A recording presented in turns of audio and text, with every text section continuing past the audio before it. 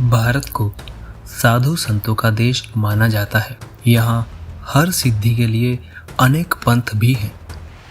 इनमें सबसे जटिल और रहस्यमय है अघोर पंथ। आप अघोरियों के साथ कितना भी वक्त गुजार लें, लेकिन अगर आप उनमें से एक नहीं हैं, तो उन्हें और उनके जीवन को समझ नहीं पाएंगे।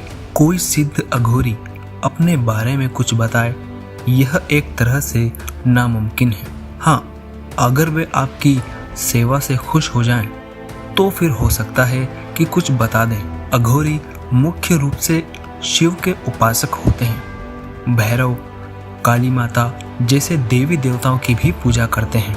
ये कुछ बुरी शक्तियों को भी सिद्ध करते हैं, लेकिन उनकी सबसे गोपनीय साधना होती है महाकाल साधना। यह जटिल साधना सिद्ध गुरु के बिना पूरी नहीं होती।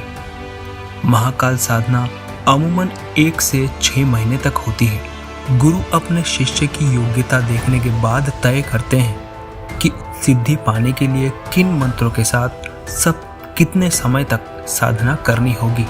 अब सवाल उठता है कि महाकाल साधना कैसे होती है? साधना के लिए कौन सा समय सही होगा? साधना सफल होने पर किस तरह के फल मिलते हैं? अगर साधना असफल हो गई तो क्या होगा? आइए इन सभी सवालों का जवाब जानते हैं। महाकाल साधना इतनी गोपनीय साधना है कि अघोरियों के अलावा शायद ही कोई इसे पूरी तरह से जानता होगा। गुरु अपने सबसे खास शिष्य को ही इसकी जानकारी देता है। उसकी यह हिदायत भी होती है कि शिष्य इस साधना के बारे में अपने खास शिष्य के अतिरिक्त किसी और को नहीं बताएगा, नहीं तो उसका परिणाम बहुत भयानक होगा। इसलिए यह साधना गुरु शिष्य परंपरा के तहत आती है और इसके बारे में पूरी जानकारी किसी तीसरे को नहीं मिल पाती।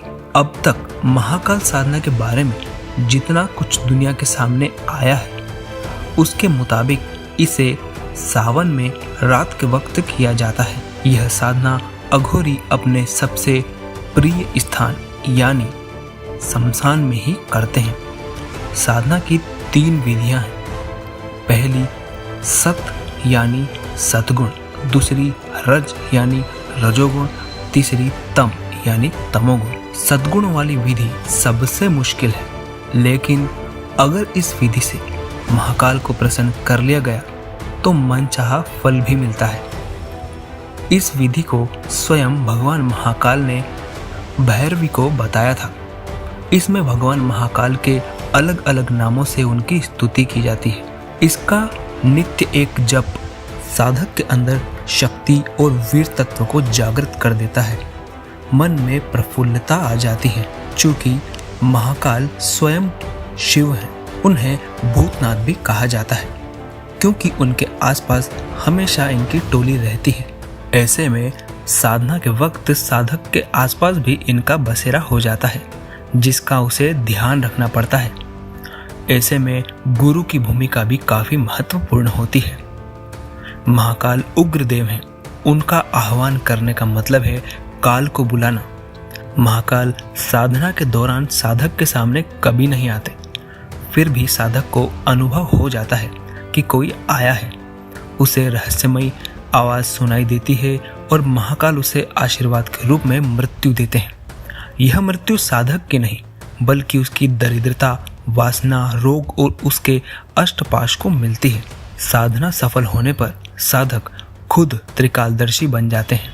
उन्हें सामने वाले हर शख्स का भूत, वर्तमान और भविष्य साफ दिखाई दे जाता है। साधक शतायु भी प्राप्त कर लेते हैं। शत्रु उसके समक्ष आते ही बल और बुद्धि से हीन हो जाते हैं। इस श्रेणी के अघोरी अपने सिद्ध किए हुए जल या भस्म से बड़े बड़े रोगों को चुटकियों में ठीक कर देते हैं। वहीं तामसिक साधना करने वाले अघोरी महाकाल को मांस और मदिरा अर्पित करते हैं। महाकाल स्वयं मांस मदिरा का भोग नहीं लेते। इसे उनके सेवक यानी भूत प्रेत ग्रहण करते हैं और अघोरी के साथ रहने लगते हैं। इनमें अघोरी को जल्दी सिद्धि मिल जाती है, लेकिन अंत समय में वे अपने लोक में ले जाते हैं। इसीलिए यह विधि नासमझ अघोरी ही अपनाते हैं, जो थोड़े से लाभ के लिए अपने परलोक को बिगाड़ लेते हैं। सद्गुण वाली साधना कठिन है और तामसिक वाली भयानक, इसलिए ज्यादातर अघोरी रजोगुण साधना अपनाते हैं। इसकी सिद्धि भी जल्दी होती है और साधक का परलोक भी नहीं बिगड़ता। हालांकि इस साधना में भी कभी कभी कुछ बुरी शक्तियां साधक को डराती है, उसके सामने भयानक दृश्य पैदा करती है, लेकिन गुरु की कृपा से साधक ऐसे दृश्यों से विचलित नहीं होता। ये शक्तियां असल में साधक का भय समाप्त करने के लिए ही आती हैं। उनका इरादा साधक का अहित करना नहीं होता। ऐसी शक्तियों के साधक का आत्मविश्वास जागता है, उसका साहस भी बढ़ जाता है।